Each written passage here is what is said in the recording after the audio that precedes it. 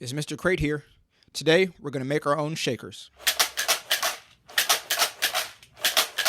Before we do anything, we have to get permission from Mom and Dad. This project requires adult supervision and assistance, so Mom or Dad have to be part of the process for us to do this. Supplies.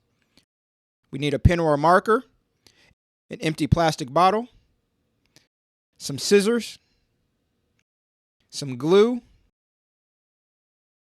We'll also need a 1/4 cup of dry beans or rice. Mom or Dad, first thing we need you to do is measure the paper so it goes all the way around the bottle. Once you've done that, you can make a cut on those marks. The next thing we have to do is we have to measure the paper from the bottom of the bottle up to the bottom of the neck. So before the taper of the bottle starts, because this paper is going to go inside the bottle and it needs to sit inside the widest part of the bottle. Once we've done that, time to decorate it. Decorate that paper however you want on one side only. Once that paper is decorated, Mom and Dad, we need your help again. We need you to roll that paper with the design facing out. And once it's rolled up, we need you to get that paper inside the bottle for us. Once it's inside the bottle, you can shake the bottle around a little bit to get that paper to expand as much as possible.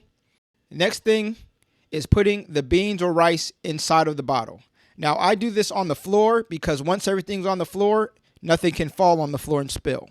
Makes it easiest. Once that's done, Mom or Dad, we need you one more time. We need you to take that glue and put a thin bead, a nice little bead or strip around the threading part of the cap. Once that's done, screw the cap on, and we have to wait 25 minutes for that glue to dry. But once that glue is dry, we have our own shakers, and you can now go back to lesson 1 and practice those rhythmic patterns with your shaker. See you on the next video.